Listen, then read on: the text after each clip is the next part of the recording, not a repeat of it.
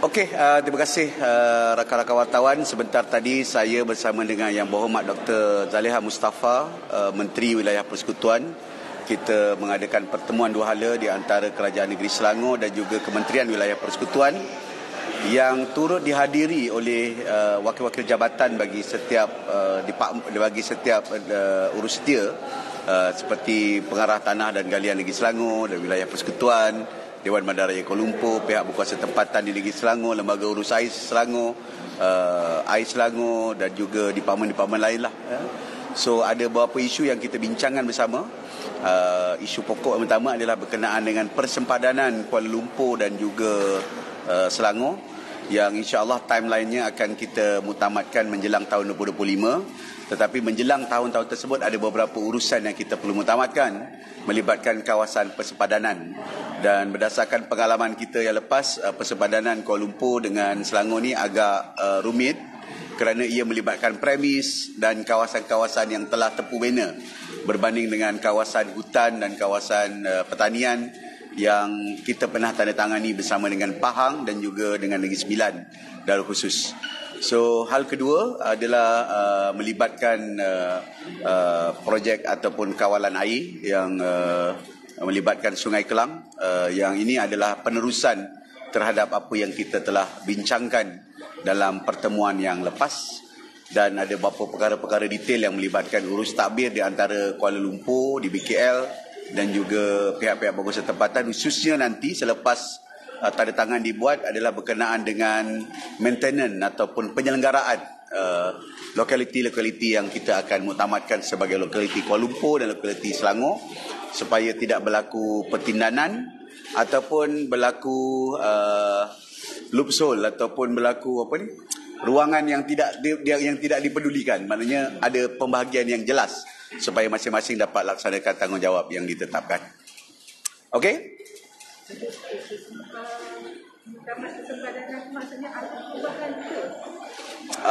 Kita ada beberapa asas, dan asas-asas itu adalah melibatkan penyerahan Kuala Lumpur dan sebagainya. Jadi bila asas-asas itu dibuat, dia kena tengok balik kepada asas dan agreement-agreement lepas. Sebab ini penting untuk kawasan-kawasan sepadan. Saya ambil contoh, kalau pengalaman kita dengan Negeri Sembilan. Pengalaman kita Negeri Sembilan adalah berasaskan daripada agreement penyerahan kawasan Sungai Ujong dengan pengambilan Sungai Ujong daripada beberapa kawasan di kawasan Negeri Sembilan dan Negeri Selangor dulu. Itu antara asas agreement yang kita buat.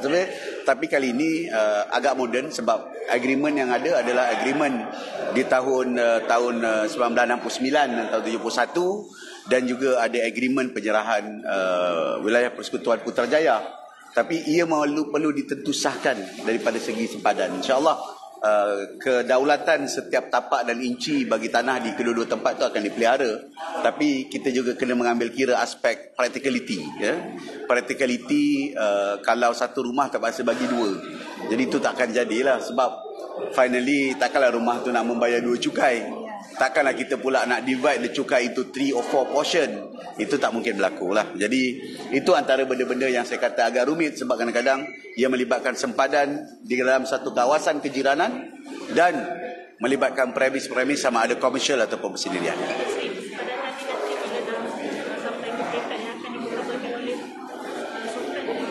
Sudah pasti selepas MOU, kita dah tanda tangan MOU pertama, MOU kedua, kita akan memasuki MOU ketiga. So MOU ketiga ini sebelum ditandatangani kita akan bawa ke MMKN dan sudah pasti akan dipersembahkan kepada Duli Amang Menurut Tuanku bagi pihak Negeri Selangor.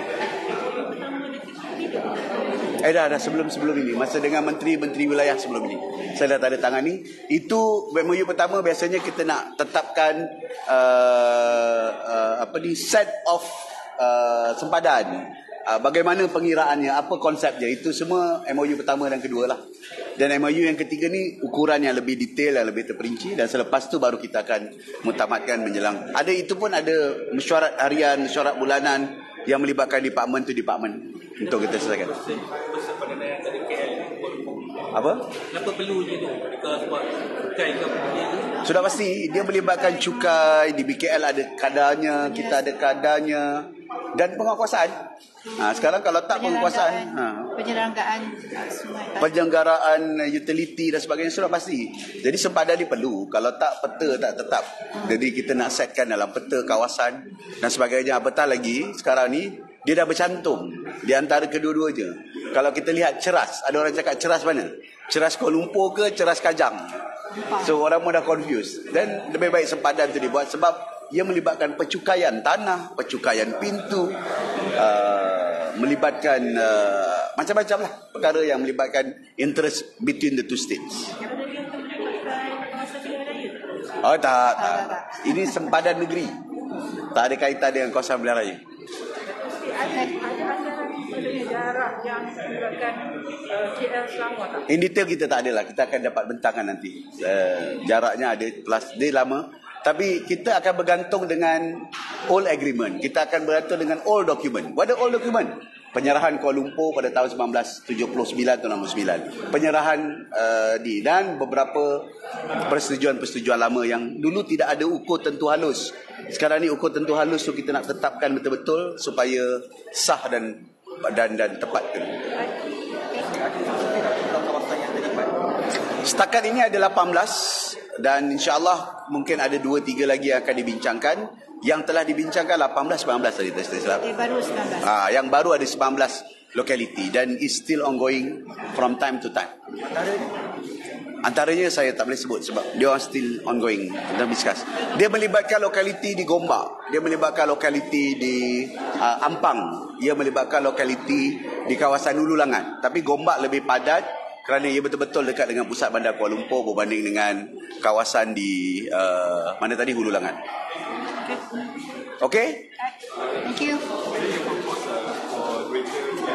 Yep.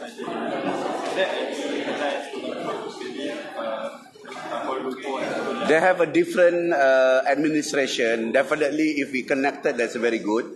But I think it's still ongoing process but we have to prepare and complete our plan first, or prepare our plan first before I present to the federal government, or maybe get some understanding between Greater Klang Valley and Bandaraya Kuala Lumpur. If they can include, definitely best and good for us.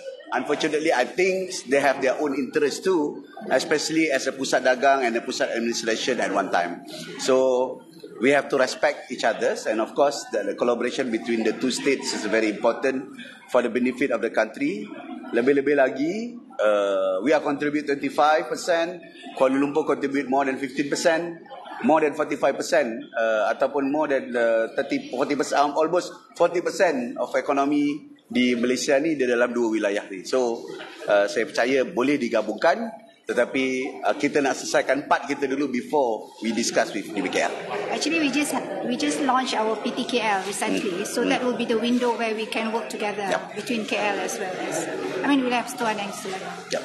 Yep. That's the best window for our local council to respond for any plan that are proposed by DBKL.